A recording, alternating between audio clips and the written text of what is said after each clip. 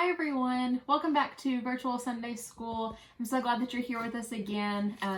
This quarantine is going on a little bit longer than I think any of us had expected, but we are still here for you. We're still here to bring you the word and to read scripture with you, to pray with you, to be a support for you. So we're glad that you keep coming back and that you're invested in this time together with us.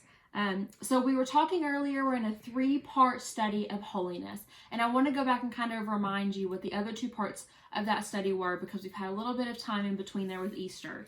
So part 1 of our holiness study, we were talking about God being uniquely holy. He's in a category by himself, and he chooses to make himself known to us, which is awesome. It's so incredible. That was part 1. So part 2, Jesus' sacrifice makes holiness available to us. God desires to make us holy, and he shows us that we have great value. So again, God is holy. Jesus' sacrifice is holy. He wants us to be holy. He expects us to be holy. So that's where we're going to pick up in part 3. We're going to wrap up this holiness study and see how choosing to be holy can have a positive impact on the people around us. So we have 3 points again tonight. The first point, we're going to be in the scripture in 1 John 2, verses 15 through 17. So turn there with me now, and we're going to read that together. Do not love the world or anything in the world. If anyone loves the world, love for the Father is not in them. For everything in the world, the lust of the flesh, the lust of the eyes, and the pride of life, comes not from the Father, but from the world. The world and its desires pass away, but whoever does the will of God lives forever. So in that first scripture, we see that we can't love both the world and God. It's just not possible. And when we think about the world is anything that sets us apart from God. So that could be social media, that could be sports, that could be relationships, anything that's getting in the way of that relationship that you have with God. That is the world, and that's what we can't put our hope and our faith and our trust and our love in if we want to be committed to God. We have to choose between those 2 things. So that's our first point. Our second point, we're going to be turning to 1 Peter 1, verses 13 through 16. Therefore, with minds that are alert and fully sober, set your hope on the grace to be brought to you when Jesus Christ is revealed at his coming. As obedient children, do not conform to the evil desires you had when you lived in ignorance. But just as he who called you is holy, so be holy in all you do. For it is written, be holy because I am holy. So that's our second point. Be holy because God is holy. Be holy in all that you do, in your thoughts, in your words, in your actions.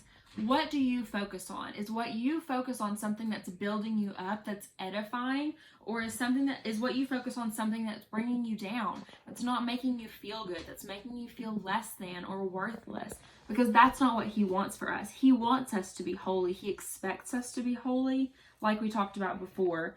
And that should be in everything that we do. It should encompass everything about us. It shouldn't just be on Sundays. It shouldn't just be on Wednesdays. It needs to be throughout all of our life to show that we're really serious about that. And that's what matters to us. And that's what we're going to focus on. So that's point 2. Be holy because God is holy. Then we're going to move on to point 3. And that is in Romans 12, verses 1 and 2. Therefore, I urge you, brothers and sisters, in view of God's mercy, to offer your bodies as a living sacrifice, holy and pleasing to God. This is your true and proper worship. Do not conform to the pattern of this world, but be transformed by the renewing of your mind. Then you will be able to test and approve what God's will is, his good, pleasing, and perfect will. So point 3 in Romans, we see we need to make our life a sacrifice to him. Make your life a sacrifice to God. Don't conform to the world. All those things we talked about, the social media, the sports, the relationships that might be unhealthy. Don't conform to those things. Be set apart. That's going back to what we talked about in part 1. Be set apart. Be different than the world. Because our lives reflect our identities. If you're a Christian, your life should reflect you being a Christian. If you read scripture, your life should reflect that you read scripture. If you pray to God daily, if you talk to him, if you bring your worries and your troubles to him, your life should reflect that. So that's the question that I want to leave you all with. We've been talking about being holy, about how God is holy. He wants us to be holy, and he wants everything in our life to be holy. He wants us to be set apart just like him, and he wants us to focus on him instead of this world. So that's the question. What does your life reflect? What are you reflecting? Are you reflecting the holiness of God? Is that your identity that you're showing to the rest of the world, to your friends and your family? Or are you reflecting this world? Are you reflecting the things that you get caught up in, and the things that you might spend more time in here on in this world, especially now? Right now you have all this extra time and all this free time. Are you using it for good? Are you using it to really focus on what matters? And are you reflecting holiness? That's what I want to leave you with this study. So I just wanted to remind you, you can find all of these Sunday morning videos and anything else we have going on in the youth group on our website, cbcjc.org. Of course, these videos and our Friday devotional videos are all going to be put on our YouTube page, CBC Youth. On Wednesday nights, we'll have our Instagram Live, which a lot of you have been tuning into, and we'll see you there on Wednesdays. Like I said, Friday night, we have our devotion. We always have our Sunday morning Sunday school. And then Sunday night, we'll have a live Zoom chat for our small groups, and we'll send the link out for that in our group message. We love you all, and hopefully we'll see you soon. Bye.